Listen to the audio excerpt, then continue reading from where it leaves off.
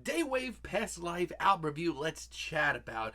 Hey friends, what's going on? John here from What's Spinning here tonight to chat about this latest album from Daywave, aka Mr. Jackson Phillips, who in his early days really caught me off guard and won me over with a series of very good indie pop and dream pop EPs. Headcase, Hard to Read, and especially Come Home Now were three just really nice, sort of just pleasant on the ears indie pop projects. Between the lo-fi production, the very heartfelt and lovesick lyrics, and well as these huge, catchy hooks, it almost brought me back to like the times of the early days of the likes of Washed Out or Neon Indian. But Jackson's pop sensibility really nailed it for me and just tugged at so many heartstrings of mine, and it really set him apart from what was going on in indie pop at the time for me. And I was so excited to hear his full-length debut album, but 2017's Days We Had, I'll be honest, it really did not hit me that hard at the time. Not really at all. As a matter of fact, it's only lessened on me ever since. Don't get me wrong, tracks like Ordinary and Something Here are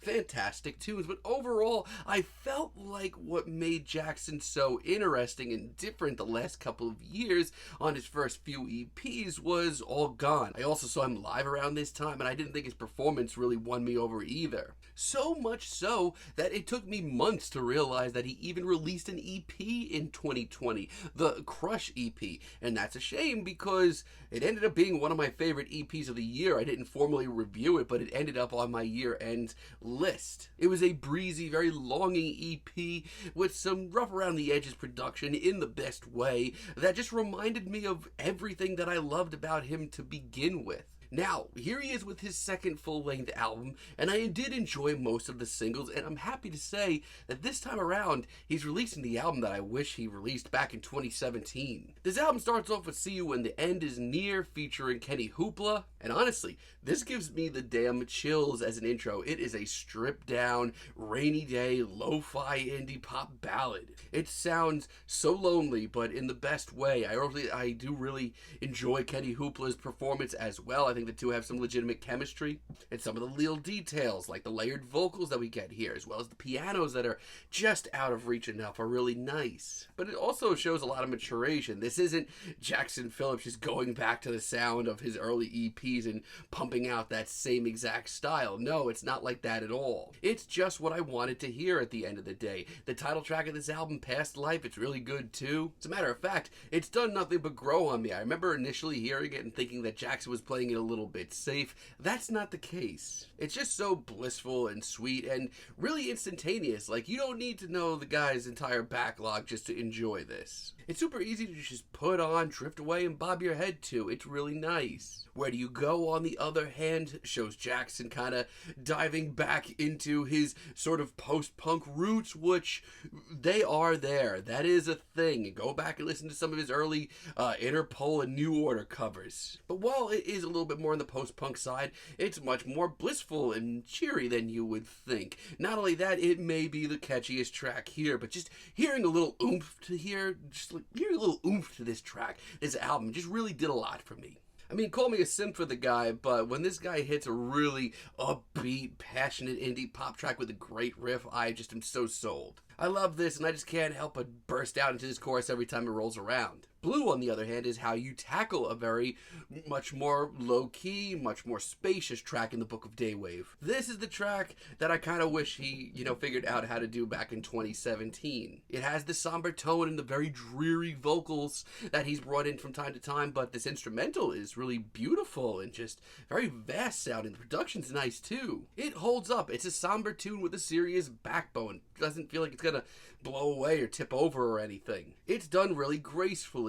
Now, I don't have a lot of bad things to say about this album, but, there are a couple of blips and blops that I'm just not that into. Loner, it was one of the singles. I still am not that into it. Like, I heard this when it first dropped and thought that it sounded so forced, so stiff. This is the sound that I heard back in 2017 on Days We Had, and I really worried about Jackson. Honestly, it's a little too breezy, a little bit too flimsy. I know that sounds odd, but there's nothing to this. There's nothing to back this track up. It's probably the worst track here, I think. And Before We Knew is exactly how you don't approach a sort of slower tune from Daywave. This is so sappy, and this has been a album that is incredibly heartbroken. But once again, I feel like this is just a little much. Like, how did things get so sappy just so quickly and so flimsy? Boring, too. It's straight up depressing. Outside of that, though, while Jackson doesn't do anything wildly riveting or game-changing in indie pop, I can tell you that this is one of the more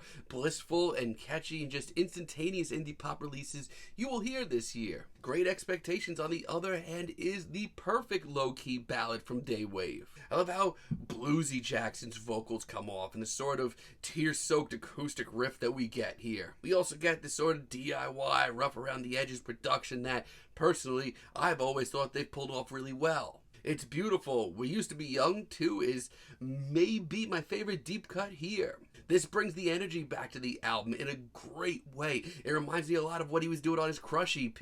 It's whimsical, it's lighthearted, it's sweet, but it's also got that great riff and the urgency that I needed to this album right now. And yes, the very tinny production here will not be for everybody, but it's something that I've come to know and love and I appreciate.